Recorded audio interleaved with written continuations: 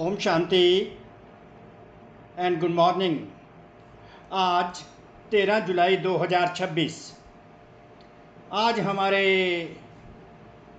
परम पिता परमात्मा भगवान शिव, जिनको हम प्यार से शिव बाबा कहते हैं, मेरा बाबा कहते हैं, प्यारा बाबा कहते हैं, जिसको हम प्यार से मेरा संसार कहते हैं।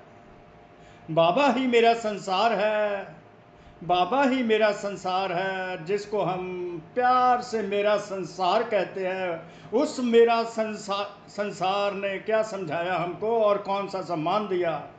मैं बेहद की वैरागी आत्मा हूँ, मैं बेहद की वैरागी आत्मा हूँ। अर्थात वरदान रहा एक बाप में सारे संसार का अनुभव करने वाले बेहद के वैरागी भव। एक बाप में सारे संसार का अनुभव करने वाले बेहद के वैरागी भव। एक बाप में अर्थात एक संसार में रहने वाले बेहद के वैरागी भव। कौन सा संसार, कौन सा बाप? परम पिता परमात्मा भगवान शिव, हर हर भोलेनाथ, शिव महाकाल। और अगर हमारा संसार वही रहता है, वही बाप है, हमारी आत्मा का परम पिता है, अगर हम उसी संसार का अनुभव करते रहते हैं, बाबा में ही सारा संसार अनुभव करते हैं, तो हम वैरागी बनते नहीं, स्वतः ही वैरागी बन जाते हैं। वैरागी बनने के लिए हमें कोई फोर्स लगाना नहीं पड़ता, कोई एफर्ट्स करने नहीं पड़ते। हम एक बाबा में ही रहें, वही मेरा संसार है, वही मेरी संपत्ति है, उसी की संपत्ति की स्मृति में रहे, उस संपत्ति में खेलते रहें, तो उस संपत्ति से ही खेलते रहें, तो हम बेहद के वैरागी स्वतः ही बन जाएंगे। उसके लिए हमें कोई प्रयास करने नहीं पड़ेंगे। बस सिंपल बाबा के संसार में रहना है। बाबा मेरा संसार है। बाबा वैसे भी इस संडे की अव्यक्त मुरली में, इस रविवार की अव्यक्त मुरली ने बाबा ने बताया, सभी बच्चे कहते हैं बाबा ही मेरा संसार है। अगर बाबा ही संसार है तो ये पुराने संस्कार कहाँ से इमर्ज हो जाते हैं? अगर बाबा ही, सभी बच्चे कहते हैं बाबा ही मेरा संसार है, अगर बाबा ही संसार है तो बेहद ये पुराने संस्कार स्वभाव कहाँ से इमर्ज हो जाते हैं? तो ये पुराने संस्कारों से वैराग अर्थात बेहद की वैरागी आत्मा किसी भी व्यक्ति, वस्तु, वैभव से प्रभावित नहीं होना। अप्रभावित आत्मा बेहद की वैरागी आत्मा।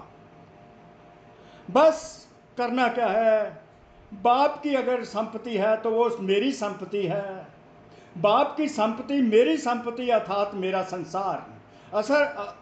अगर उसी संपत्ति की स्मृति में रहते हैं, not only in Smriti but, इसी स्मृति में नहीं, बट वो प्रॉपर्टी से खेलते हैं, उस प्रॉपर्टी को जीते हैं, तो हम स्वतः ही बेहद के वैरागी बन जाते हैं। किसी भी इस स्थूल दुनिया, इस संसार के स्थूल दुनिया को देखते हुए भी नहीं देखेंगे, दिखाई ही नहीं देगी। अर्थात इस संसार से किसी बात से प्रभावित नहीं होंगे। तो अप्रभावित आत्मा बेहद की वैरागी आत्मा, इस स्थूल दुनिया से, इस संसार से बेहद की वैरागी आत्मा। बस प्रभावित होना है तो शिव बाबा ही मेरा संसार है, बस उसी में खेलते रहना है। कोई व्यक्ति, वस्तु, वैभव जो ये स्थूल दुनिया का संसार है, उसमें बिल्कुल इन्वॉल्व नहीं होना। किसी व्यक्ति, वस्तु, वैभव और पुराने संस्कार इमर्ज ना हो, इतना ध्यान